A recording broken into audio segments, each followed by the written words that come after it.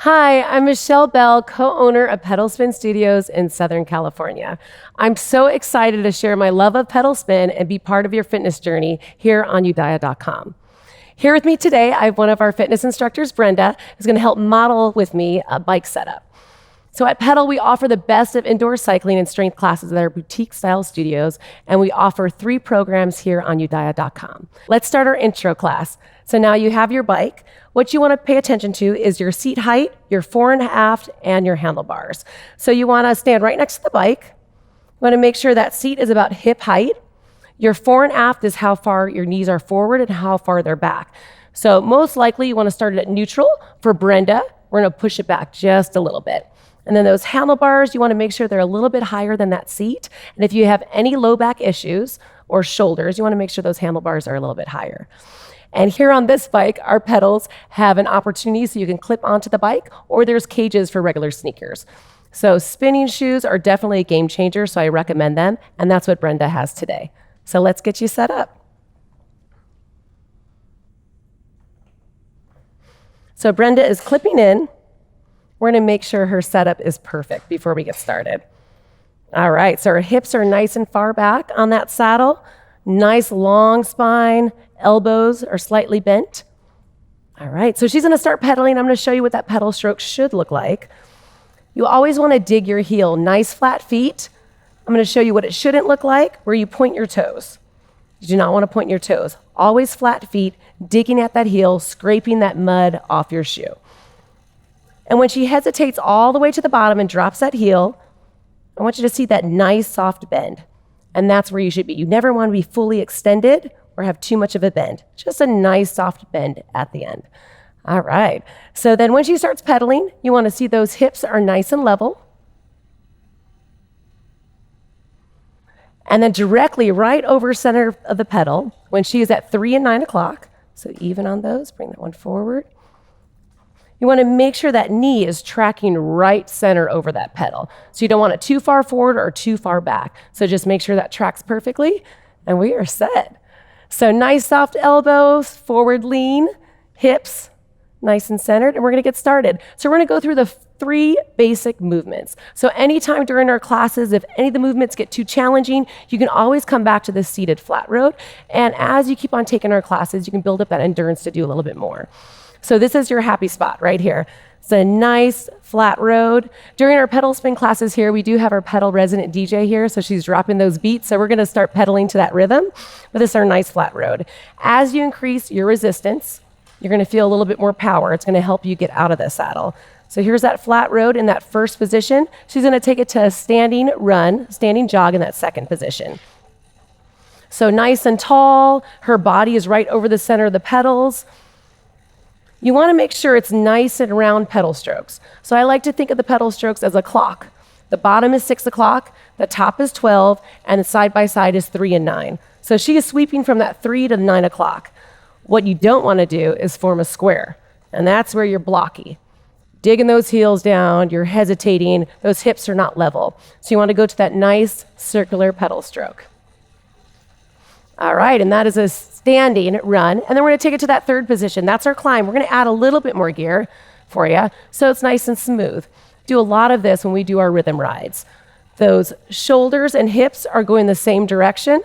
Nice long spine, core is engaged. Those hips are right over the saddle. Beautiful. So these are the 3 basic positions that we have for our pedal spin classes. So you can have a seat.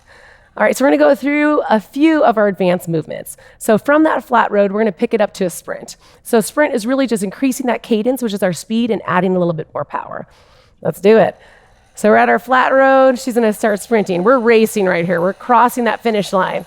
That is a sprint. Hips are nice and steady, and progressive sprint, we'll start adding a little bit more gear as we go. We're going to load on that resistance. So that's a sprint, basically double speed. All right. If you want to take that to a standing run, we'd load on a little bit more gear, try to keep that speed, and you're going to take it up to 2. A little bit faster than a jog, and that's our standing run. You can have a seat. All right. So since our DJ is not here right now, I'm going to give Brenda a count so you can kind of see what those jumps look like and how you want to keep it pretty much timed. And the same in the saddle and out of the saddle. So add your gear if you need some. Here we go. 4, 3, 2, 1. Take it up. 2, 3, 4, saddle. Keep it going. Light on those handlebars.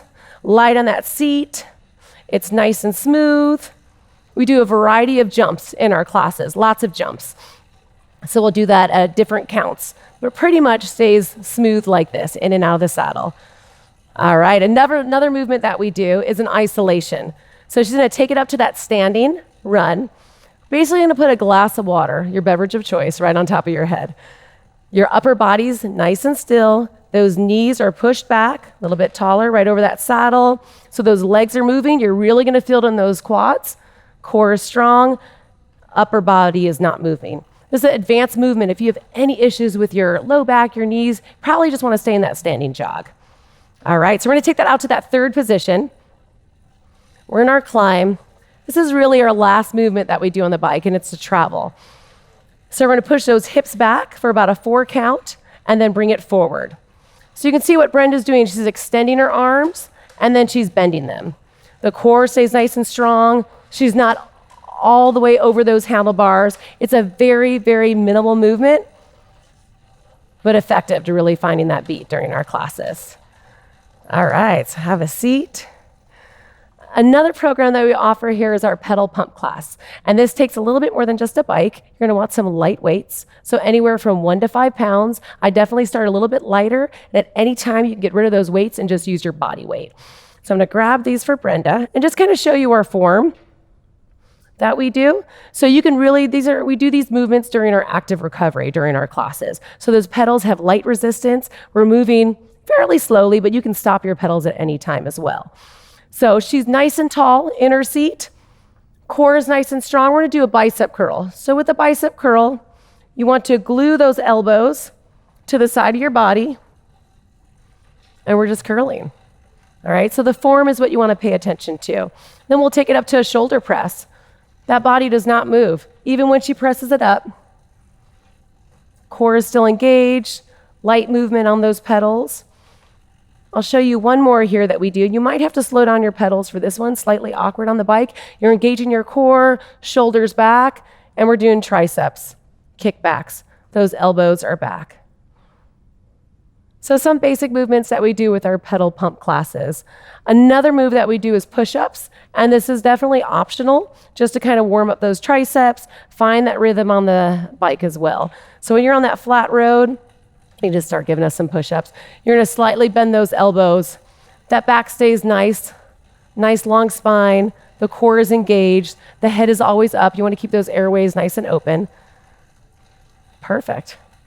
All right, so that is the basics of the bike. The burning question that everybody wants to know is, what do you eat pre and post workout? So here we go, I'll give it to you in a nutshell. Carbohydrates are your fuel for your engine, AKA your muscles. The harder you work, which these pedal spin classes are pretty intense, the more carbohydrates that you need. I recommend fueling up anywhere from 1 to 4 hours pre-workout, depending on your body. Everybody's different, so experiment and see what works best for you. My few go-tos for pre-workout is maybe a peanut butter and jelly sandwich, a banana, some peanut butter, Greek yogurt with maybe a half a cup of berries, oatmeal, your milk of choice, and some fruit, and maybe a soft handful of nuts. Also an apple and nut butter, I love that as well. Just remember, your carbs are what fuel you up, and your protein is what repairs and rebuilds your muscles. So post-workout, this is even more vital. You definitely want to eat within an hour of your workout and replace all that lost glycogen and those nutrients that you just burned through that workout. So a few good options for post-workout is a post-workout smoothie, perhaps with some fruit, yogurt with some berries, something, a nice snack or a meal within an hour. Some people like a turkey on a whole grain wrap with some vegetables, whatever works best for you, but definitely recommend doing it within that hour window. So a few key points: remember that carbs are your fuel, you're gonna need it, and that protein is what repairs and rebuilds your muscles. And all of those snacks, pre and post workout, always have a protein and a carb. If you have any more questions on pre and post nutrition or what quality supplementation to get the most out of your pedal spin indoor cycling classes, feel free to reach out to me at Michelle, Michelle, at pedalspinstudio.com. Be well rested, fuel up, stay hydrated, and let's get ready to pedal.